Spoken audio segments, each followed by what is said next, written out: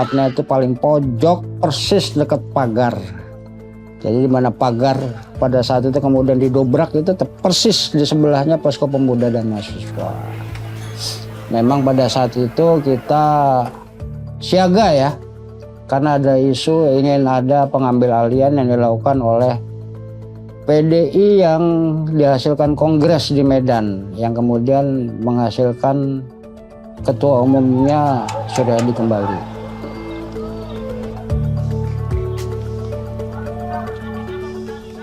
Era 96, 97, 98 itu yang harus dipelajari siapapun rejim yang pemerintahan. Bahwa negara tidak boleh berlaku tidak adil pada rakyatnya. Kejatuhan Orde Baru di ujung tanduk. Rezim Soeharto ini berkuasa lebih dari 3 dekade lamanya. Sebuah kekuasaan yang absolut mengakar ke sendi-sendi kehidupan bangsa ini. Sebuah peristiwa penting yang menjadi cikal bakal kejatuhan Orba. Peristiwa di mana rakyat tidak lagi bisu karena dibungkam, tidak lagi buta karena dibentengi, tidak lagi diam karena dilarang. Peristiwa yang mengantarkan bangsa ini menuju keadilan, kebenaran untuk menjadi negara demokrasi seutuhnya. Wajahku ganteng, banyak simpanan, sekali lirik, oke sajalah. Bisnisku menjagal, jagal apa saja, yang penting aku senang, aku menang. Persetan orang susah karena aku, yang penting asik sekali lagi.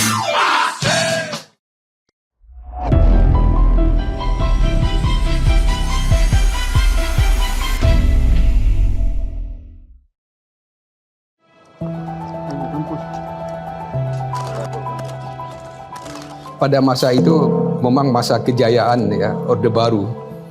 Pemerintah mempunyai kekuasaan yang sangat besar. Bahkan kalau menurut Ariel Herianto, pada saat itu pemerintah juga sudah melakukan apa yang disebut dengan state terrorism. Artinya terorisme yang dilakukan oleh negara. Contohnya adalah 3 orang pemuda di Jogja yang karena hanya menjual buku-buku Pram itu dijatuhi hukuman lebih dari 5 tahun gitu. Orde Baru, rezim dengan kekuatan absolut yang mencengkeram aspek kehidupan masyarakat Indonesia. Dengan mengantongi super semar, Soeharto melancarkan manuver politiknya dengan pelarangan-pelarangan, penutupan partai politik, mengamankan posisinya dengan benteng militer. Suara kritis pun dibungkam, kebebasan aspirasi diberangus, praktik kecurangan dalam pemilu menjadi sah demi berlanjutnya rezim ini. Soeharto adalah markosnya Indonesia.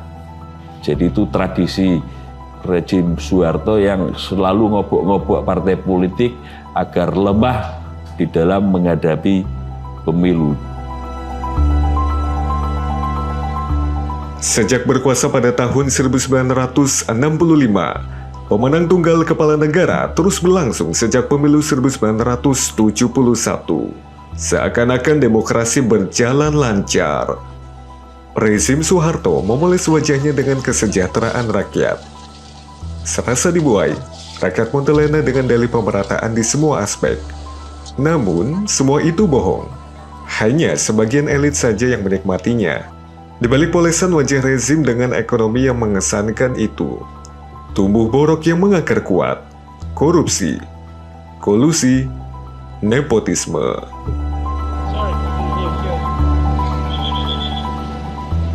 Ketakutan itu diciptakan kepada mereka yang melakukan kritik terhadap pemerintah.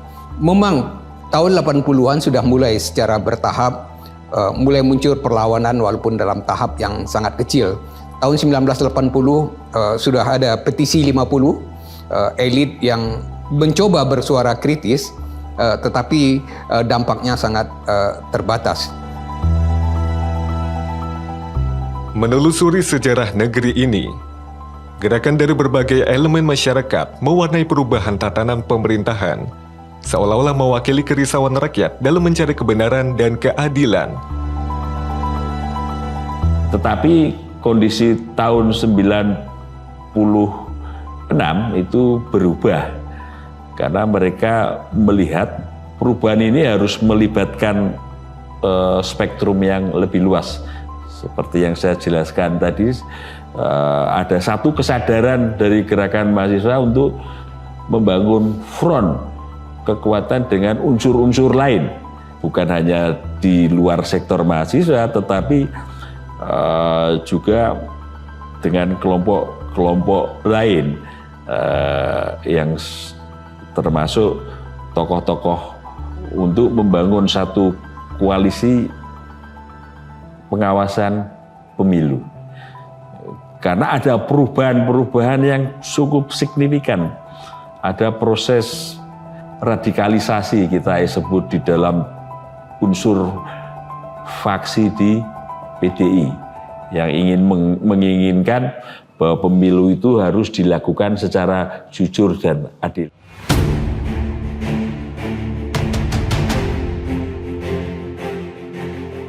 Era 90-an merubah paradigma gerakan mahasiswa.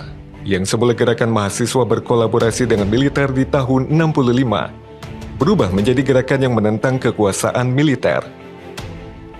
Partai Demokrasi Indonesia mengusung kuat adanya pemilu yang jujur dan adil. Hal ini yang menggiring mahasiswa dan organisasi ekstra kampus yang memiliki posisi anti terhadap rezim Orde Baru. Dan Megawati menjadi salah satu tokoh penting yang bisa menjatuhkan kediktatoran Soeharto.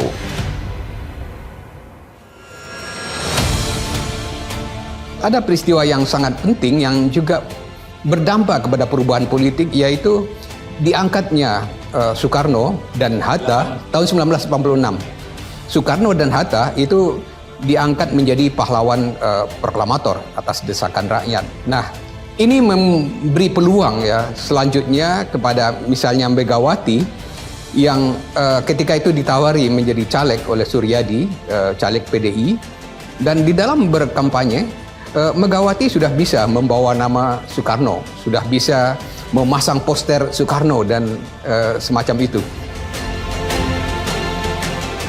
Soekarno-Hatta dianugerahi gelar sebagai pahlawan proklamator berdasarkan keputusan Presiden nomor 081-TK/1986 yang ditandatangani Presiden Soeharto. Dalam kepres tersebut, tidak eksplisit disebut keduanya juga sebagai pahlawan nasional. PDI pun mendapat kesempatan lebih luas untuk memenangkan pemilu selanjutnya.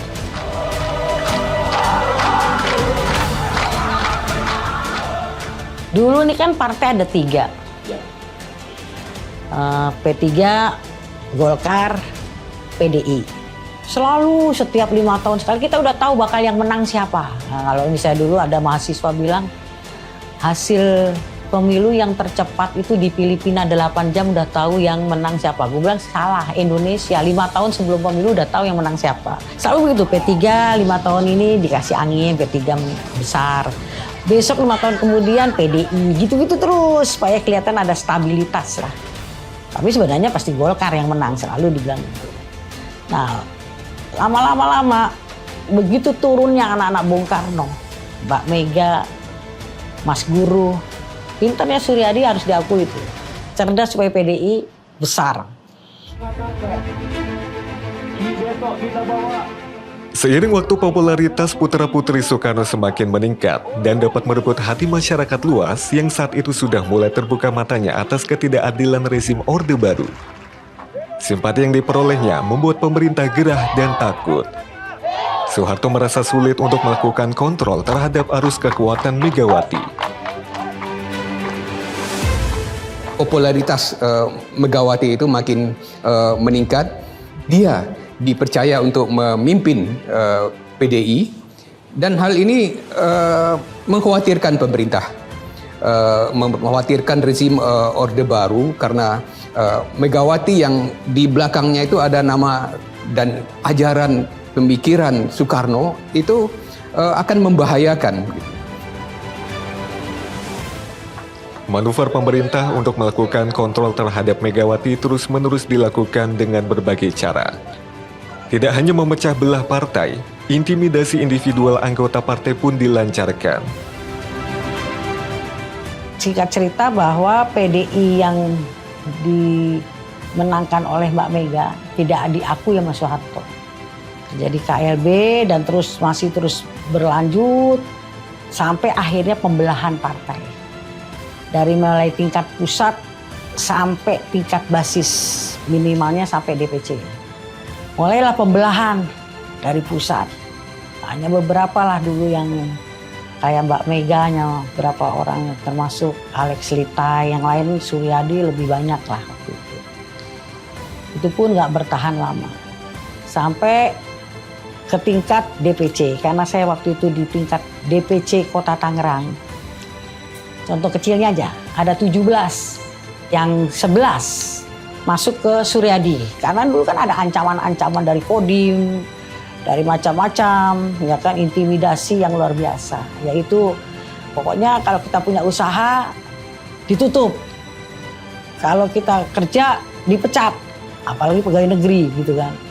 Sehingga kalau kita tetap eksis di partai, takut-takutin, dipanggil Kodim, benar-benar dipanggil Koramil, dipanggil lah sama aparat-aparat gitu kan.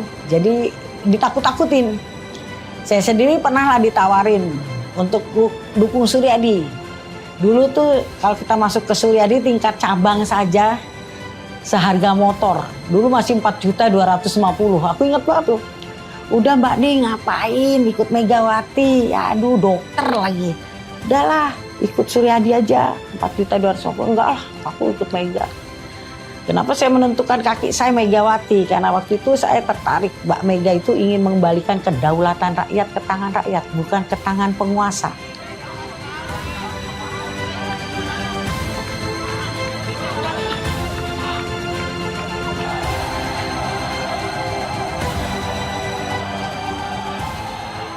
Pemerintahan Soeharto pada waktu itu underestimate kalau menurut saya. Menyepelekan Megawati sebagai seorang ibu rumah tangga biasa. Anak Soekarno yang perempuan itu. Gender memang, tapi ya faktanya begitu. Menyederhanakan adalah ini bocah anyar, wedok, istilah apa-apa lah. Stereotip Jawa yang anggap perempuan itu nggak bisa apa-apa. Tapi justru itulah, dia perempuan, dia diam, tidak melawan, dikuyo-kuyo tidak melawan. Tapi jangan lupa pendukungnya Soekarno masih banyak di Indonesia, dan itulah yang membuat PDI suaranya bertambah, kursinya bertambah pada pemilu 92 kemudian 97. Mega sangat menghitung betul eskalasi politik dan ayahnya mengajarkan dia menghitung eskalasi peluang dan momentum politik. Dia diam dikuya-kuya. Dia diam ketika orang tuanya dikuya-kuya, dan rakyat sudah lama melihat pelarangan atas nama Soekarno di mana-mana dan mendukungnya masih banyak, baik di dalam maupun di luar. Menurut saya itu momentum. Selain dia anak Soekarno, juga pendukung nasional juga banyak. Maka ketika dia berani masuk ke politik dan ditekan, maka perlawanan muncul. Di saat itu situasi politik memang sangat tidak sehat, karena ibarat kata orang udah enak lah begitu.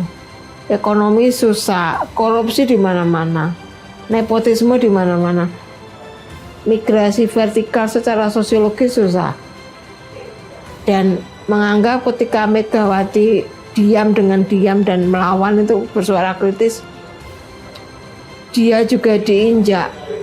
Maka rakyat menganggap bahwa di masa itu mereka yang berharap pada Megawati bisa melawan aja diinjak, mereka juga marah. Akhirnya dilakukan penyerbuan, kekerasan dan lain-lain.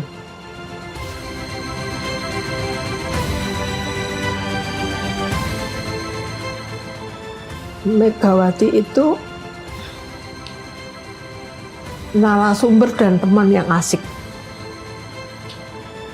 sahabat yang setia, sahabat yang selalu mengingatkan kawan-kawannya untuk tetap bisa bahagia dengan kondisi apapun, termasuk mencintai negaranya dalam kondisi apapun.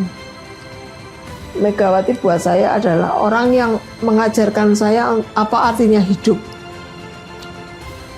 Karena hidup itu harus urup kok dalam bahasa Jawa menyala. Kalau diberikan hidup itu harus berguna. Berguna buat siapa? Buat sesamanya, masyarakatnya, lingkungannya, itu saja. Yang mengajarkan buat saya adalah Indonesia adalah bagian dari hidup kita yang kita cintai, itu aja.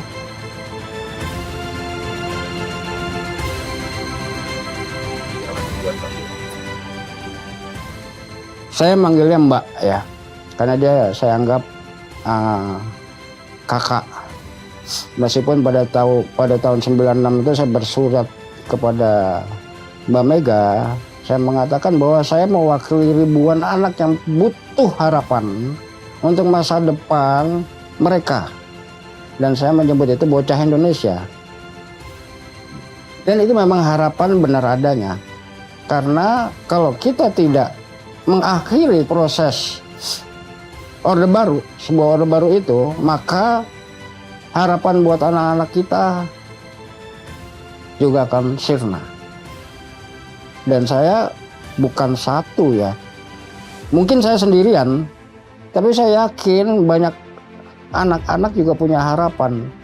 Dan anak-anak itu pasti nanti pada saatnya akan punya anak juga. Artinya keberlangsungan negeri ini yang menurut orang adalah miliknya anak muda, miliknya anak-anak yang sekarang SD, SMP, itu benar.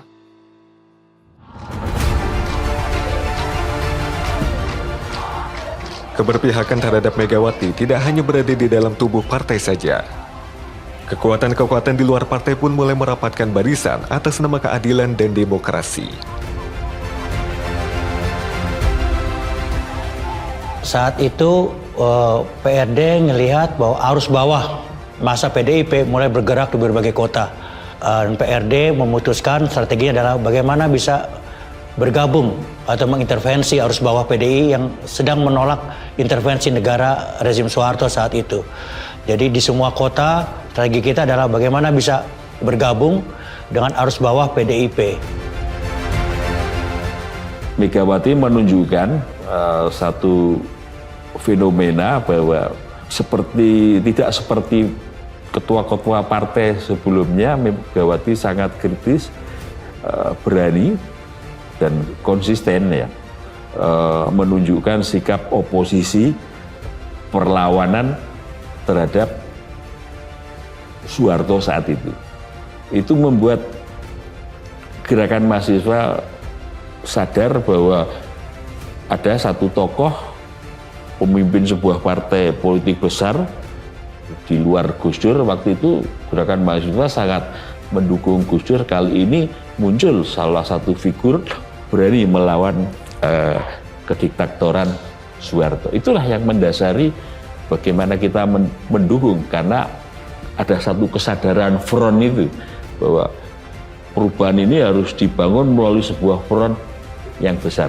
Megawati menjadi salah satu tokoh penting saat itu yang bisa menjatuhkan kediktatoran Soeharto. Kongres 5 PDI digelar di Asrama Haji Pangkalan Masyur Medan. Hadir sejumlah pejabat tinggi negara, seperti Mendagri Yogi S. Mehmet, Pangap Faisal Tanjung, dan Kasospol Abri Sarwan Hamid. Sebelum itu aku dengar dari seorang tokoh, namanya Om Simon Tiranda. Ning, hati-hati kamu ya DPC-mu itu. Kenapa? Itu terutama stempel sama kop surat bahwa akan ada dukungan ke Kongres Suryadi. Ah, masa sih aku pikir. Ternyata betul terjadi. Sampai semua yang daerah-daerah Indonesia Timur itu digiring lah pakai senjata. Naik kapal, ada kapal laut, kapal terbang. Salah satunya teman saya namanya Komarudin Watubun. Waktu itu entah dia DPC apa PAC itu, masih muda banget dulu, masih tahun 96 itu masih muda sekali. Nah dia ditodong pakai senjata. Komar begitu transit di bandara, dia lari langsung ke Kebagusan. Para pendukung PDI Pro Mega bereaksi. Slogan tolak Kongres dukung Megawati menggema dari pendukung Pro Mega. Long March pun digelar dipimpin Sopan Sopian. Megawati melepas Long March dan berpesan, silakan berjalan, tapi jangan membuat keributan dan mengganggu ketertiban.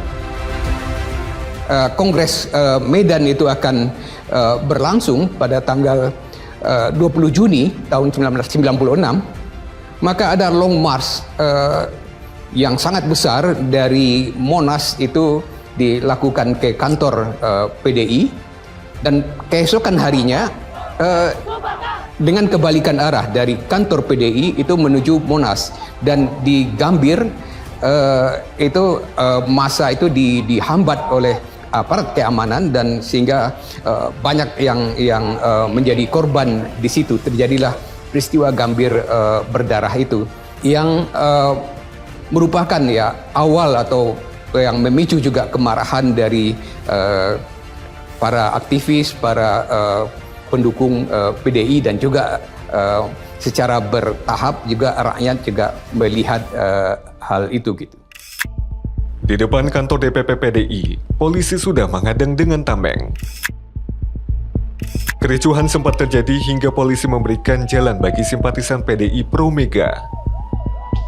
Di Gambir itu saya ikut rally waktu itu ya, karena kita dokternya kan mengawal. Saya paling depan waktu itu. Nah, saya sempat diselamatin sama Pak Supangat, itu ketua DPC Jakarta Barat. Udah dinaikin taksinya tetap dihancurin kacanya. Itu dokter nih turunin, mau ditangkap, wah dibawa lari. Udah ingat banget itu kayak gimana cara mencekamnya. Saya ingat Mbak Ambar itu namanya, teman Jakarta Pusat, diinjek-injek sampai koma.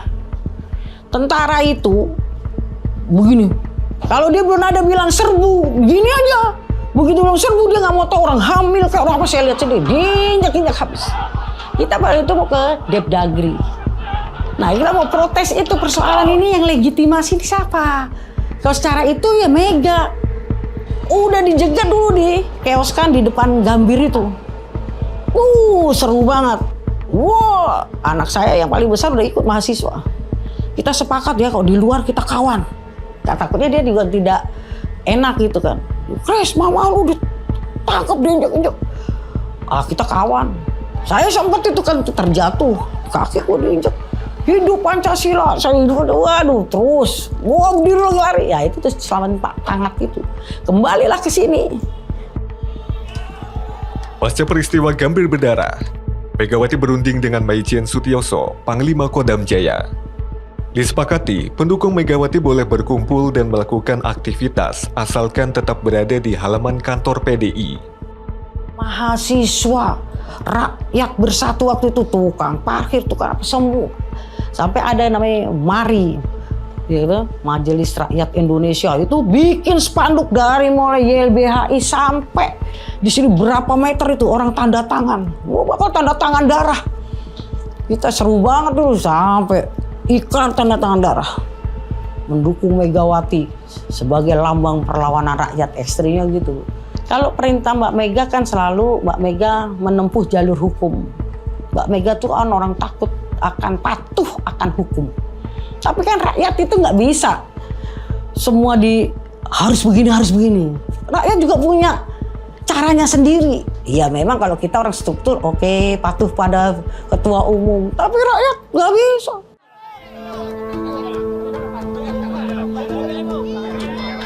Megawati menempuh jalur hukum dengan mendaftarkan gugatan ke pengadilan.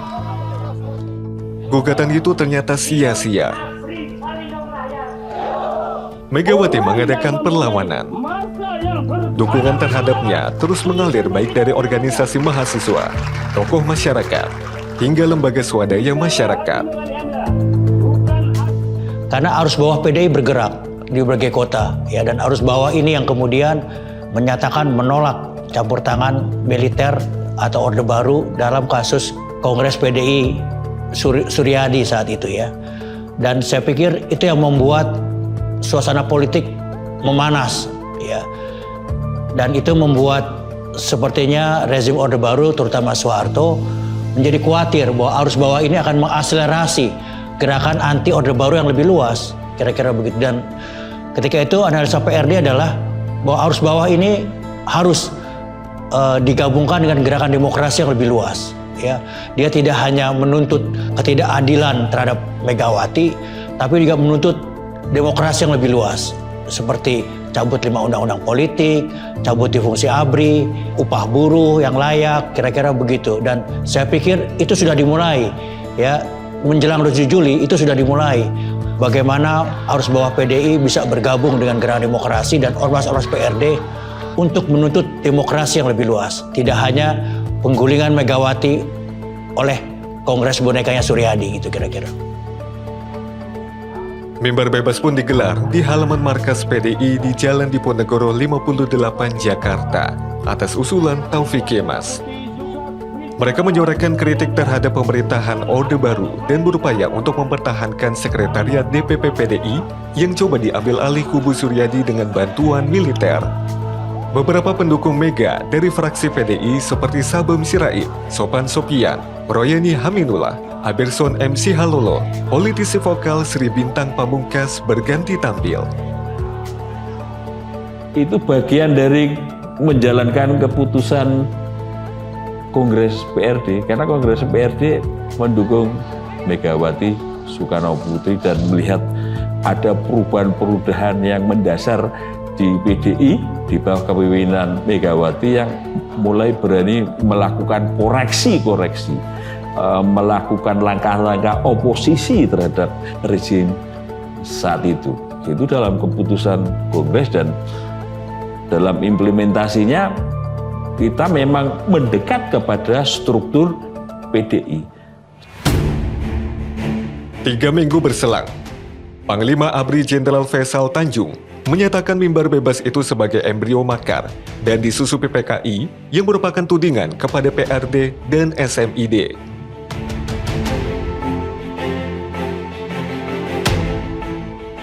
Pada 25 Juli 1996, Presiden Soeharto menerima 11 pengurus DPP PDI hasil Kongres Medan. Soeharto menyampaikan agar berhati-hati karena ke mulut PDI telah ditunggangi setan gundul. Rumor penyerbuan kantor DPP PDI sudah berhembus kencang. Megawati tidak gentar, kendati tetap bersiap-siap untuk menjaga segala kemungkinan.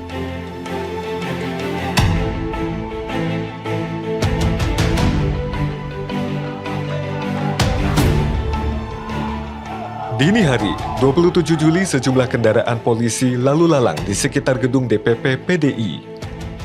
Memasuki pukul 5, sejumlah rombongan PDI Pro Suryadi boleh berdatangan dan membuat kegaduhan.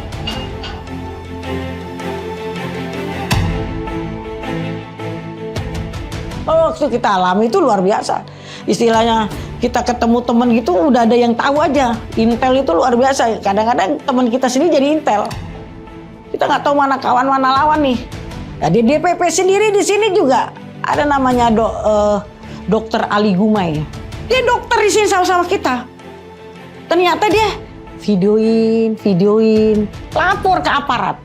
Makanya tahu juga kekuatan kita di sini gimana dan kita lagi ngapain. Makanya diserbu pas kita lagi tidur itu tadi yang saya cerita. Itu jadi seperti itu orang juga masuk. Nah, kawan-kawan 124 itu FKK yang ditangkepin itu diinterogasinya sama seorang yang sering di sini pungut puntung. Begitu dia diinterogasi di Polda, dia bilang, "Kenapa kamu heran ya ketemu saya di sini?" Ternyata dia itu kolonel loh. Di sini jadi gembel tuh pungut puntung, jadi dia ngukur kekuatan kita. Gila gak? Itu luar biasa waktu itu. Jadi kita juga nggak tahu, teman-teman kita juga waktu itu juga ada yang digarap, dia nggak merasa digarap sama penguasa. Ada yang digarap, sebenarnya nggak tahu lagi digarap, dipakai untuk memata-matai kita. Kan kurang ajar juga itu ya. Pengkhianatan tuh banyak sekali waktu itu.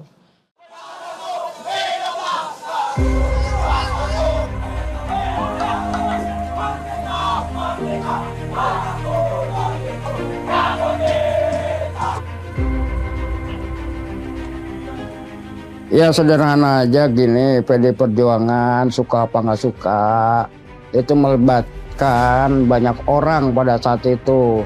Terlepas itu disuruh atau tidak disuruh, PDI, Mega atau pengurus yang ada saat sekarang, termasuk DPR, yang menjadi bupati, gubernur, DPRD dan lain sebagainya macamnya, ya wajib untuk ingat akan sejarah dan paling tidak memberikan apresiasi kepada orang-orang yang terlibat pada saat itu. Mau itu sengaja, tidak sengaja, mau itu orang pintar, orang bego, orang itu nekat, itu hal yang lain. Tapi proses sejarah nggak bisa ditinggalkan juga. PDI Perjuangan menjadi sebesar ini, ada sejarah yang menyakitkan yang telah dilewatkan. Itu aja sih. Termasuk yang terpenting, kasus hukum harus selesai. Basis daripada komitmen seorang Pihak Suryadi minta kantor dikosongkan karena menjadi hak mereka. Pendukung Megawati menolak dan meminta agar kantor dinyatakan sebagai status quo. Makin siang, mereka merangsek ke depan, ke dalam. Nah, di situ anak-anak yang sebagian masih tidur, malamnya habis begadang, lihat posisi polisi begitu banyak, mungkin 1000 atau ratus gitu. Apalagi udah dengar suara tembakan dar, entah itu peringatan, entah itu emang nembak teman-teman saya. Ya saya naik ke atas toren, ke atas genteng, lihat ke depan, spanduk apa udah kebakar. Entah siapa yang bakar. Kan sekitar 30 menitan kita diserang. Tetap kita bertahan. Akhirnya runding.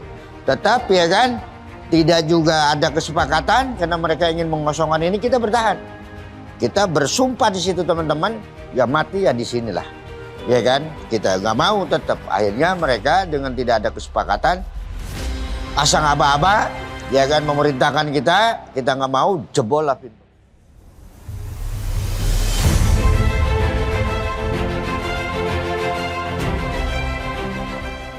Setelah kejadian itu, traumanya itu kalau lihat polisi ngumpul-ngumpul. Mungkin polisi itu entah mau apa ngumpul, mungkin mau razia, mau apa. Yang ada di benak saya itu saya paling trauma kalau lihat polisi ada ngumpul gitu. Rezim Orba tidak lantas diam. Tragedi ini harus ada yang menjadi kambing hitamnya.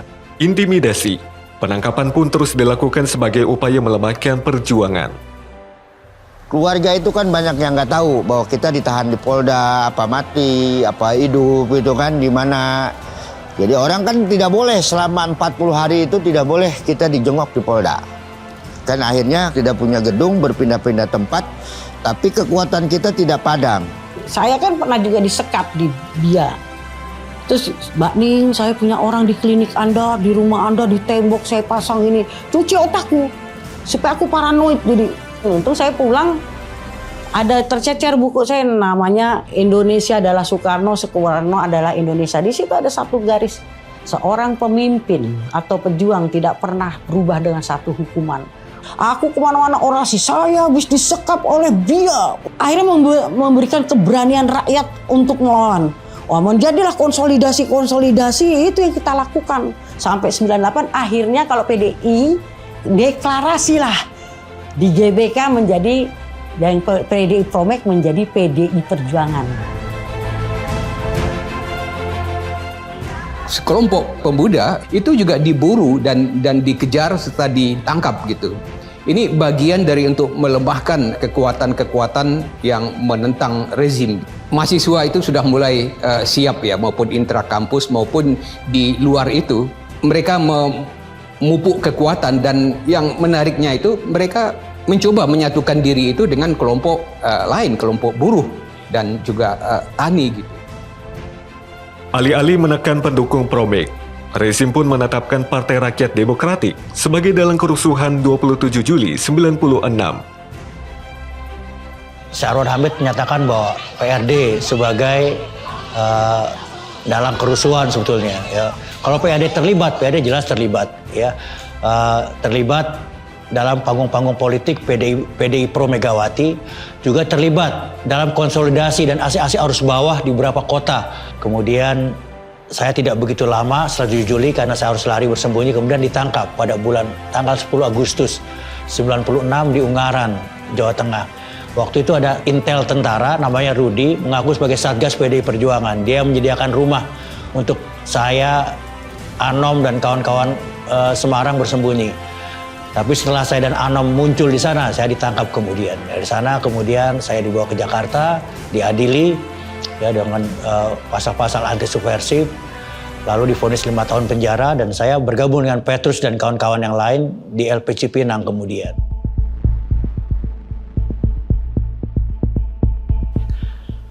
Rontoknya kepercayaan masyarakat terhadap pemerintah ditambah krisis berkepanjangan menjadi faktor penentu tumbangnya rezim Orde Baru.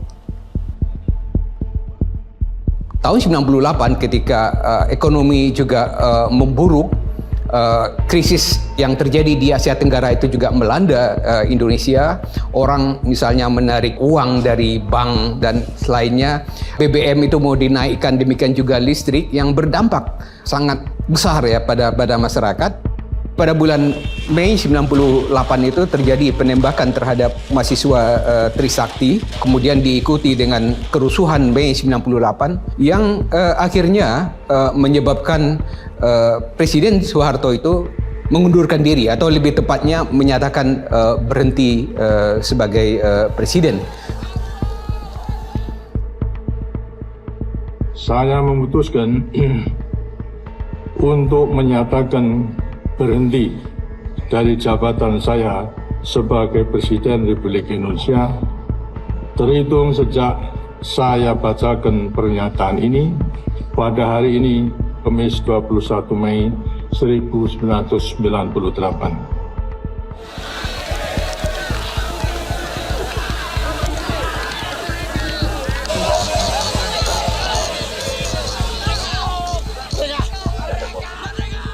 Ada beberapa tinjauan baik internal maupun secara nasional.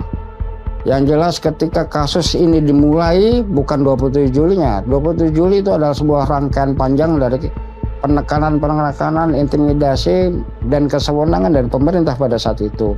Yaitu dimulai dari Kongres PDI pada saat itu yang di deadlock di Medan, dilanjutkan KLB yang mengaklamasi. Nah, Kongres luar biasa di Surabaya itu, di Sukolilo itu merupakan wujud nyata. Mulai terakumulasinya, mulai terkonsolidasinya perlawanan akar rumput PDI terhadap pemerintah, terhadap kesewenangannya. Sehingga aklamasi mendukung Ibu Mega untuk menjadi ketua umum. Yang kemudian deadlock, yang kemudian dilanjutkan dengan Munas yang ditetapkan Ibu Mega menjadi ketua umum, dan berlanjut lagi. Persetujuan dari pemerintah itu belum didapat sampai peristiwa Gambir dan 27 Juli itu. Jadi pada saat itu seluruh pergerakan, aktivis-aktivis pergerakan, tokoh-tokoh yang cinta negeri ini, cinta terhadap proses demokrasi, itu bersatu padu bersama. Pintu masuknya adalah kasus PDI dan 27 Juli. Baik itu aktivis dari kemahasiswaan maupun pergerakan-pergerakan yang lain. Di situ kita kenal waktu itu pernah ada MARI itu nggak salah Majelis Amanat Rakyat Indonesia ya. Di mana di situ ada siapa?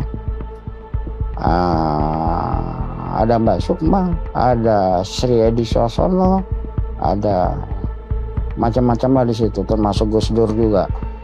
Nah, itu merupakan cikal bakal. Meskipun setelah 27 Juli itu sempat terjadi polarisasi gerakan, namun itu tidak mematikan gerakan. Justru kemudian makin melebar, makin meruncing ke akar rumput, yang pada akhirnya adalah 98 Soeharto mengundurkan diri sebagai presiden. Jadi memang salah satu pintunya adalah 27 Juli, yang pada saat itu kebetulan pemimpinnya adalah Ibu Megawati Soekarno Putri.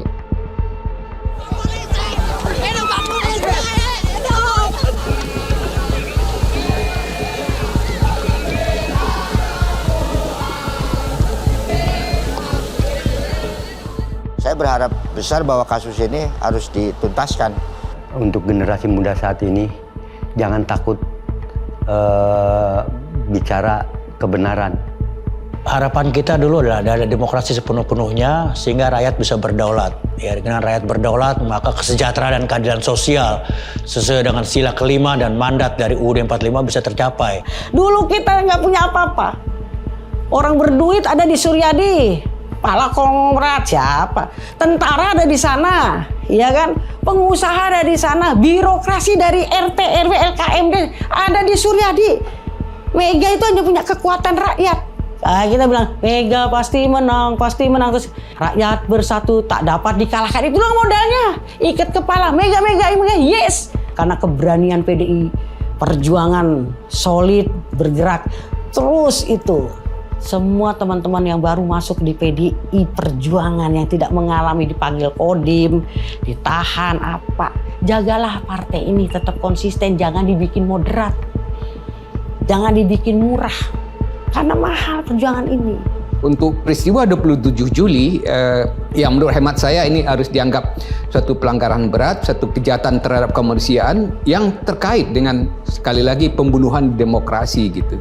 Nah, tentu kita tidak ingin itu terulang kembali gitu, dan intervensi terhadap partai politik oleh pemerintah ya siokianya tidak dilakukan lagi pada masa yang akan datang seperti yang terjadi pada masa Orde Baru gitu. Apakah 27 Juli milik PDI Perjuangan? 27 Juli itu milik rakyat Indonesia dan 27 Juli itu cikal bakalnya reformasi.